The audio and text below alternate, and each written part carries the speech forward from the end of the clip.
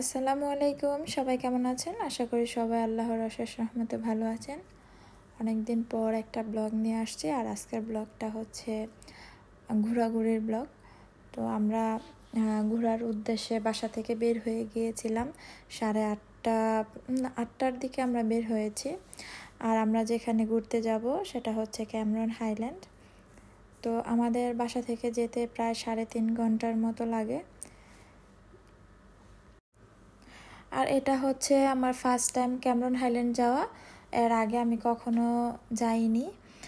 তো যাই হোক, আর দেখতে পাচ্ছেন যে গ্রামের রাস্তা দিয়ে আপনারা দেখে মনে মনে ভাববেন যে কোথায় যাচ্ছে, এরকম আঁকাবাঁকা রাস্তা দিয়ে খুব সেফলি ড্রাইভ করতে হবে যদি নিজের গাড়ি নিয়ে যান। খুবই ডেঞ্জারাস, কি বলবো, এক কথাই ডেঞ্জারাস। তো যেতে যেতেই ক্যামেরন হাইল্যান্ড যাওয়ার আগেই একটা ঝর্ণা আপনারা দেখতে পারবেন, আর এটার নাম হচ্ছে তামানিকু রিম্বা। তো ঝর্ণাটা দেখতে মোটামুটি ভালোই ছিল। তো এখানে আমরা গাড়ি পার্কিং করে তারপরে একটু নেমেছি, ঘোরাঘুরি করলাম। তারপরে ঘোরাঘুরি এখান থেকে শেষ করে আমরা আবার ক্যামেরন হাইল্যান্ডে যাওয়ার উদ্দেশ্যে রওনা করব। তো এখানে কিছু সময় আমরা থাকবো।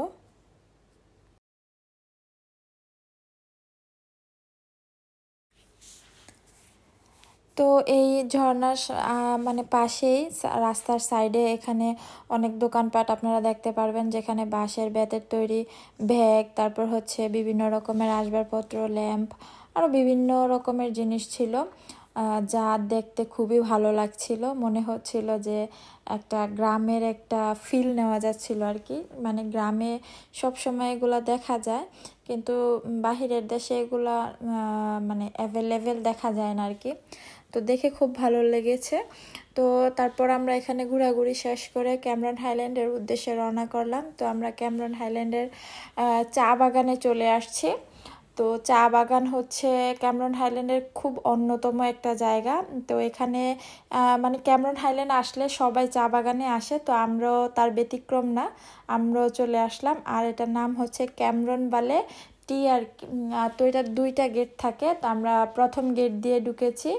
এখানে ঢুকতে কোনো টিকিট লাগে না। তো এর ভিতরে একটা ঝর্ণা আছে, তো ওখানে সবাই যায় ছবি তুলে। ওখানে রেস্টুরেন্টও আছে এটার ভিতরে। তো আমরা সেখানে যাব। আর সেখানে যেতে বাস আছে, ওইখানে বাস দিয়েও যাওয়া যায়, তারপর পায়ে হেঁটেও যাওয়া যায়। তো বাস দিয়ে যাওয়ার জন্য অ্যাডাল্টদের জন্য 15 রিঙ্গিত করে লাগে, আর বাচ্চাদের জন্য 7 রিঙ্গিত লাগে। আর পায়ে হেঁটে যেতে 4 রিঙ্গিত মেবি লাগে, আমি সঠিক জানি না। তো আমরা বাস দিয়ে গেলাম। তো সেখানে আমরা ঝর্ণার এখানে যাব আর কি। আর চায়ের যে সুন্দর সুন্দর চায়ের মানে গাছের যে শাড়িগুলো করে রেখেছে, দেখতে খুবই অসাধারণ লাগছিল। তো ফোনে কেমন বোঝা যাচ্ছে আমি সত্যিই জানি না, কিন্তু বাস্তবে সত্যি দেখতে খুবই সুন্দর লাগছিল। আর বিশেষ করে উপর থেকে দেখলে আরও বেশি ভালো লাগে। তো এখানে আমরা কিছুক্ষণ থাকবো, ভিডিও করব, ছবি তুলবো। তো সবাই জায়গায় এসে ছবি তোলে, কিন্তু এই পানিতে কিন্তু নামা যায় না, গোসলও করা যায় না, মানে আমি দেখি নাই কাউকে।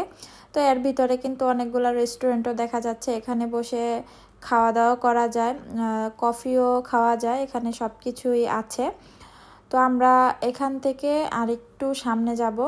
তো ওখানে সবাই ছবি তোলে, তো আমরাও ওখানে গিয়ে কিছু ছবি ভিডিও করলাম। তারপর এখানে ঘোরাঘুরি শেষ করে এখান থেকে আমরা চলে যাব। তো এখান থেকে আমরা যাব হচ্ছে স্ট্রবেরি গার্ডেনে। তো ওই ভিডিওটা এখানে আমি আর অ্যাড করলাম না, কারণ ওই ভিডিও যদি অ্যাড করি তাহলে অনেক লং ভিডিও হয়ে যাবে, দেখতে ভালো লাগবে না। লং ভিডিও এমনি তো সবাই দেখতে চায় না, বোরিং লাগে। তো সেজন্য আর অ্যাড করি নাই। আর এর পরের ব্লগে আমি দিয়ে দিব কোথায় কোথায় আমরা গিয়েছিলাম।